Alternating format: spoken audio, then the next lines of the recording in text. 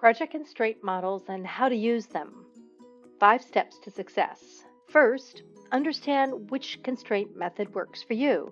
The triple constraint can help you manage scope, time, and cost. Consider your options based on which is most important for your project.